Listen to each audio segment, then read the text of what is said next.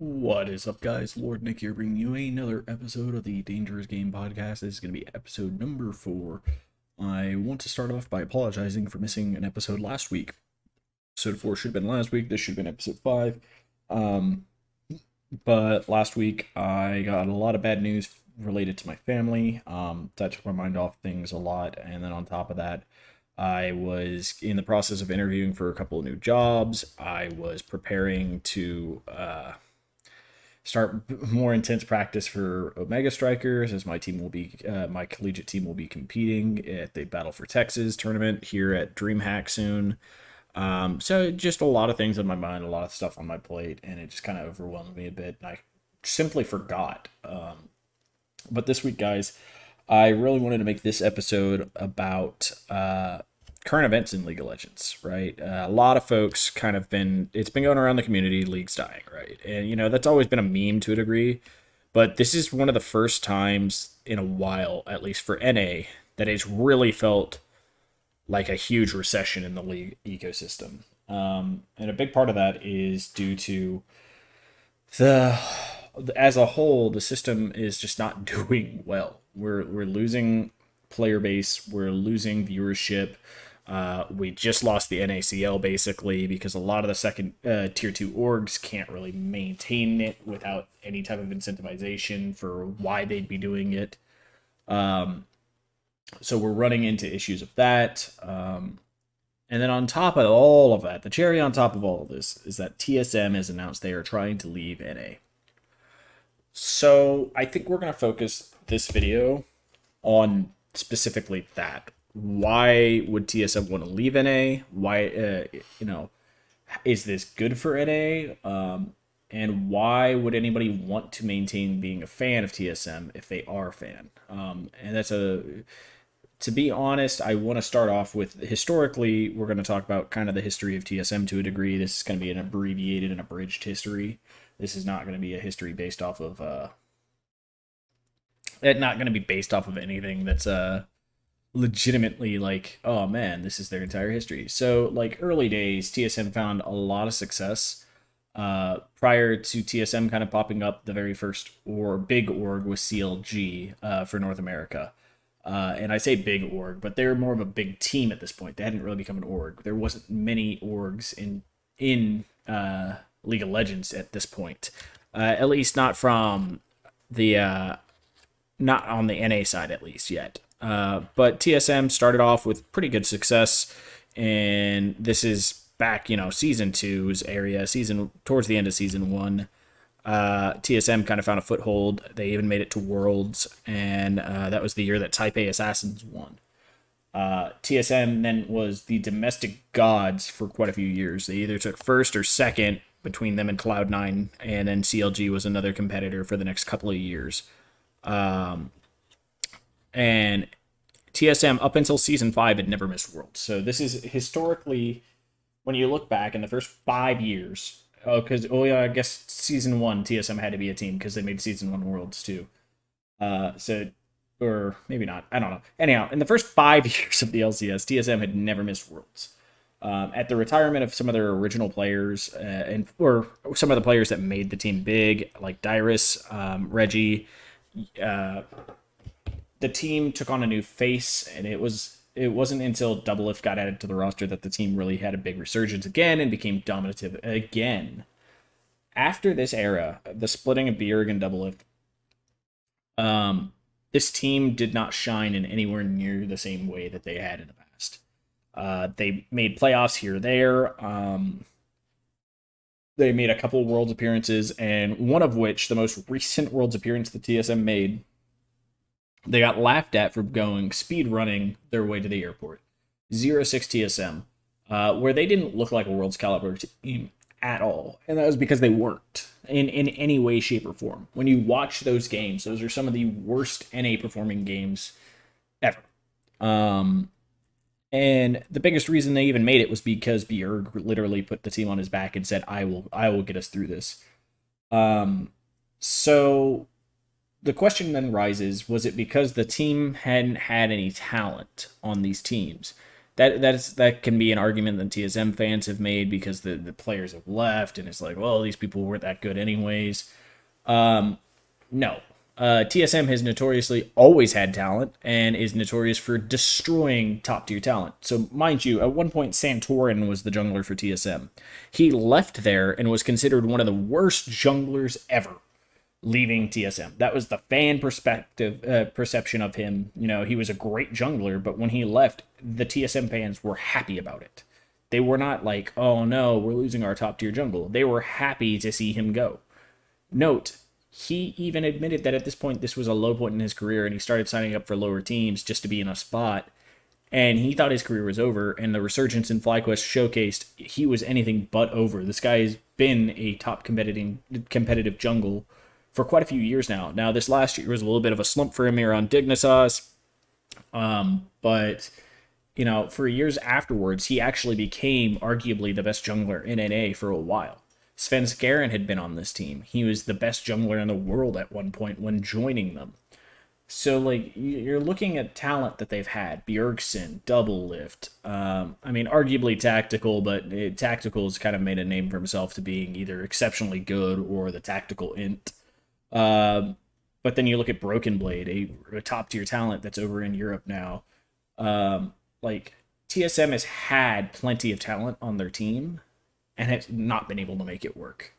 So this points to a lot of things, right? You're constantly rotating your players, so there's no cohesion in your team, but this is a management decision to rotate these players. We're not finding quick success, so we're going to rotate you out until we do.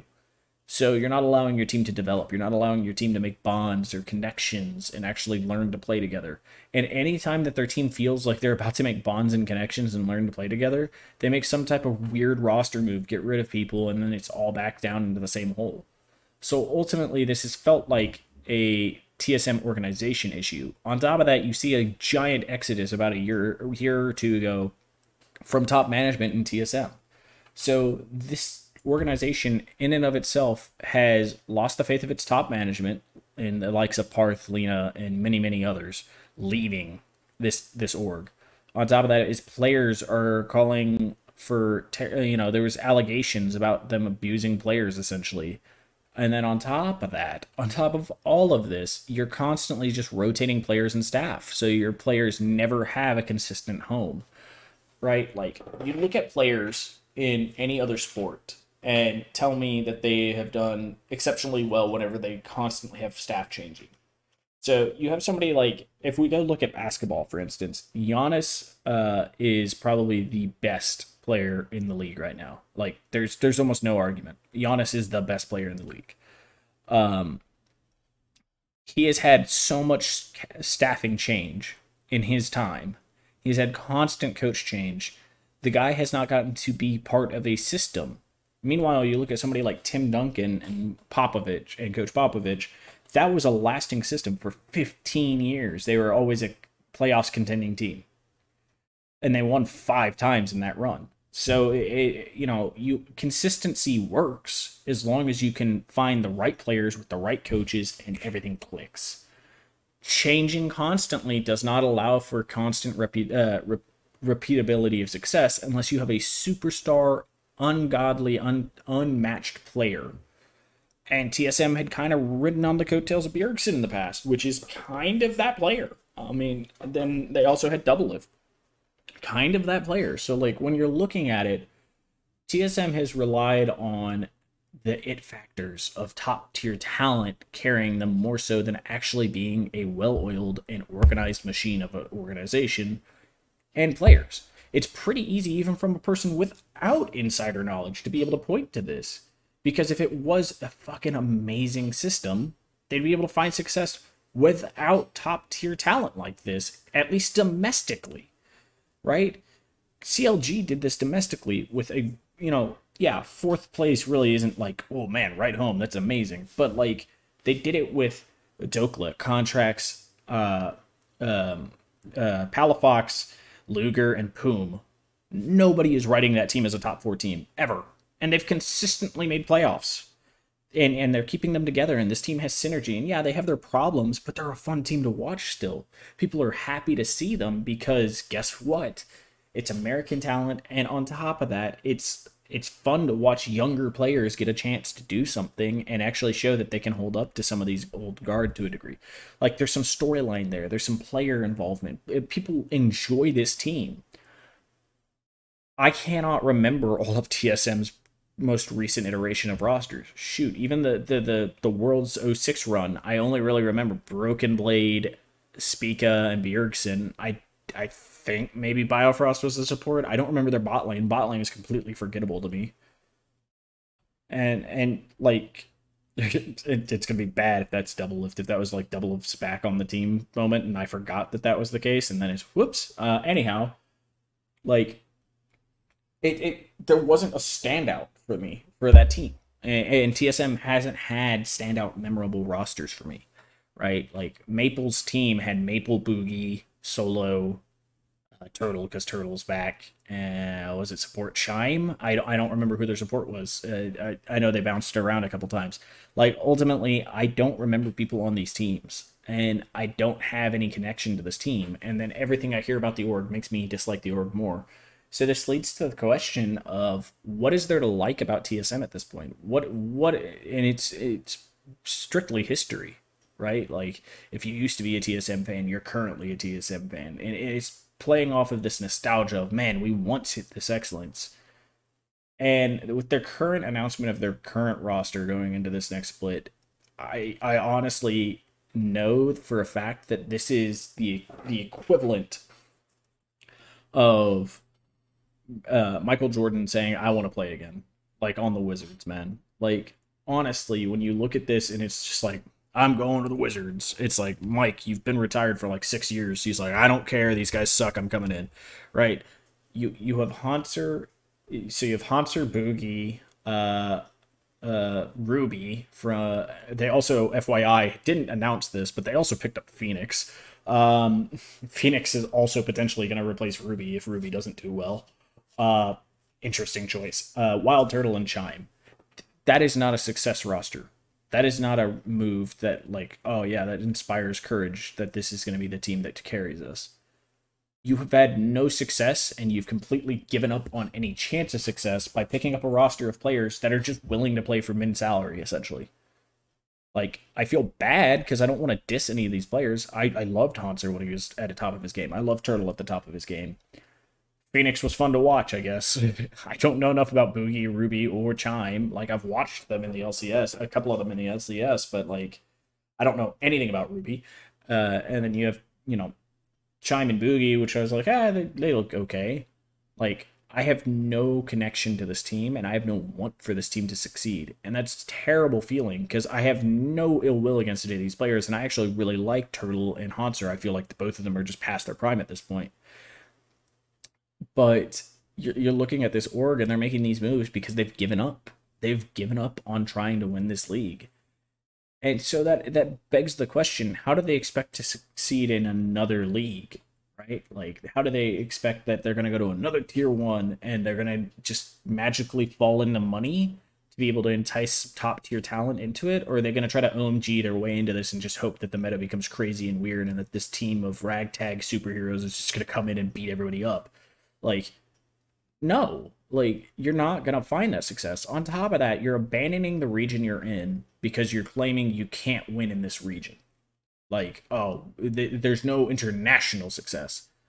Mind you, if they had domestic success this entire time, if they were just domestically dominant for the last, the entire existence, say they were top tier, say this was C9 that said this, I could stand behind that reasoning because C9 has domestically dominated this region. The entire time that TSM did, and after, C9 has never fallen down worse than 1 year where they were really, really bottom and they still made it to Worlds. And they didn't look bad at Worlds either, mind you. They got to Worlds in a similar fashion to how TSM ran the fucking gauntlet to get to Worlds their one time, and they didn't 06 out of fucking Worlds like TSM did. So, like, we're looking at this, and you got to think to yourself, wow, okay, so if TSM has not been domestically dominant or even, like, domestically good, why on earth would any other region want to take them other than brand recognition and name? And that's going to be the argument, right? It's like, oh, they're still a big brand. They're still well known. Everybody's going to want that. Cool. So you want these guys that know nothing about your environment, nothing about the ecosystem that they're coming into, to come in with their own dead set ideas of how things need to be run that has failed them in a lesser region, right? When they had money. What's the value of that? Where's the value? The value is brand recognition. That is the only thing TSM has. They have no domestic success to talk of, no international success to talk of anymore. Like, you can say, oh, well, those first 5 years, it doesn't matter, dude. We're in year 13 of League of Legends. 5 years of success 8 years ago doesn't matter. 3 years of success 4 years ago does not matter. Guess what? TL was dominating for 2 years. Cloud9 has dominated for the last 2 years. Both of those orgs are still contenders, despite TL having a terrible split last split. I still have faith that TL is going to bounce back from it, and they're not going to let this just hold them down. On top of that, C9, if they had a bad split, would do the same thing. Every other org, other than maybe Dignitas, which is my favorite team, and Immortals, will honestly try to constantly improve and make changes. Yet TSM just doubled down and doubled down and doubled down and doubled down on, we throw more money at it, the problem will fix itself. They don't have a competent grouping of staff members. Like, at this point, that has to be the logic here. Like, you can't blame Spica, right? When Spica was finishing up his tenure at TSM, I thought he looked like one of the most dog shit junglers at this point. That last year on TSM looked atrocious.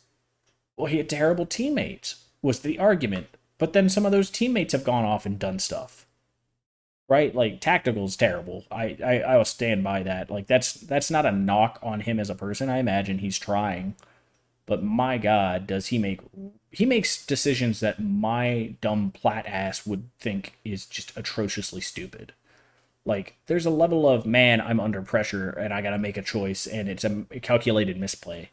But he is not making calculated anything. He's just tactically inting. And put him on Sion at this point is all I'm saying, man. Like when we go back to looking at TSM though, like Spica was a top tier and obviously one of the best junglers ever produced in this region. And they mismanaged that, misused it to the point that he left. That was their new fucking all-star, and they fucked it up. Like, they had the player, and they didn't build around him. They didn't get the coaching staff he needed. They didn't give him the opportunity to shine in a way that would make him useful. Because they put all their eggs into a basket on a player who they had initially hyped up to another team. Mind you, they picked up Tactical from TL after Tactical had left from TSM Academy to TL. He looked mediocre at best, is all I could argue on TL. Like, people were looking at this and they're like, God damn, they're good. And it's like, no. Core JJ is playing out of his goddamn mind every single game. Tactical really only had to not int and get fed from his support. Like, he didn't have to do the get fed by himself. He didn't have to play for himself. His support was doing all of that for him.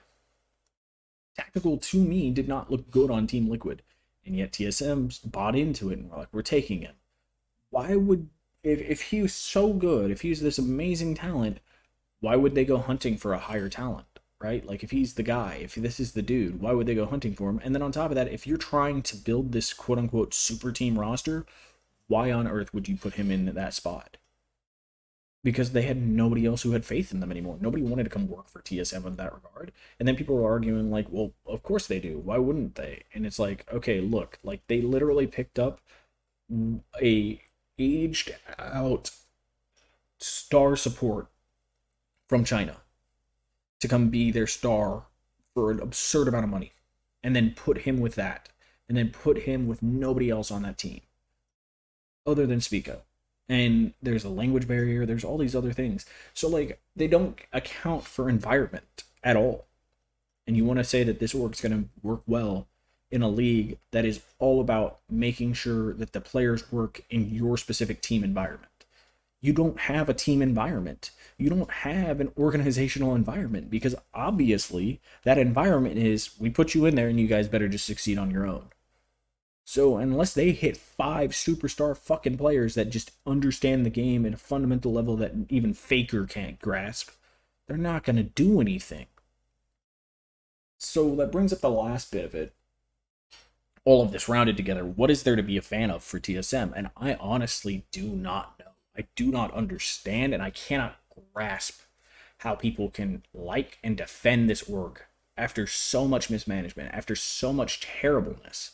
I am a Dignitas fan, mind you. This is coming from a guy who follows the worst org in existence nowadays. Like, Dignitas is a terrible manager of their players, staffing, everything. I bought into the idea that Enatron was going to come in and make this team a god tier team again. I don't know why I bought into that, but they did enough to make me believe it. They have done enough that, like, I was like, yeah, this is going to be the team. And then they made a new roster, and I was like, damn. And even now, where they'd had Armao, misused him, now they're bringing in Rich. Rich is not an import level top laner. Everybody's saying he's not good enough to be an import. But, like, I don't care. I've still bought in somehow on this team. Like, somehow Dignitas has convinced me that I need to be a fan of them, despite all their failures and such. And in part, it's because, like, I don't see a toxic fan base with them too, right? Like, they don't encourage a toxic fan base. Their org is not coming in and saying, look, it's our players' fault that we're not winning. Like, the org is coming in and saying, look, we're going to give you money. We're going to let you guys do it yourself. Good luck. And it's not working.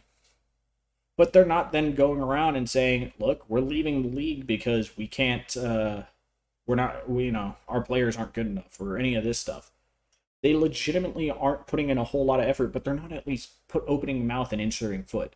Like, prior to this, if Reggie had said, we're just getting out of League of Legends, we're not succeeding at it, whatever. Like, I could be upset with him at that, but, like, I ultimately understand it. Like, your org is not doing well, you're not competing well. It's a large money sink, yada yada yada. There's reasons, there's excuses, and I can see that. Swapping regions is literally the most cowardly bullshit thing you can do here. In his current state, your team is playing like ass. Your management has done a terrible job. You are partially, in large part, to blame for this mismanagement because you keep stepping in and out of the organization, so the organization can never build a culture to run itself. And then you want to then say, well, we've done all that we could, so we're leaving and finding a better region. It's obviously the region, it's not me. Bro, there's so many other top teams that are like, like League of Legends in North America could work. Yes, Riot needs to step up their game in helping it out. Yes, some of these lesser orgs need to step up their game and actually figure it out. But to abandon it and try to be like, nope, it's just the region's bad, so now we're going to another region. That's the point that I can't argue. Like, abandoning it as a whole, that's an arguable stance. But people are defending this move because it's like, oh, this is the goated move. You leave this and you're just gonna, like, this is the way that your brand makes money and becomes more successful. I don't honestly see it when you historically have had this much issue with your own ability to run the team. Note, if they somehow announce that they have gotten like an all-star cast of management and staff and coaching, maybe. If they announce that they get this all-star roster, maybe. But at the moment, it's all hypothetical, and arguably it's all been planned out for the last 3 years, supposedly by Reggie. He said that they've been working on it for the last 3 years. The 3 years that they've domestically stunk their worst. And you're going to argue that he's somehow going to make it work in this new region. I just can't see it, and all it does is hurt me as an NA fan to see somebody basically spit on North American LCS in this way, just because they themselves suck so much as running an org that it's obviously the NA LCS's fault, not at all the fact that they mismanaged all this shit. But thank you guys for watching. It's kind of been a soapboxy episode, but I hope you enjoyed it, and I hope to see you guys in next week's episode. Peace.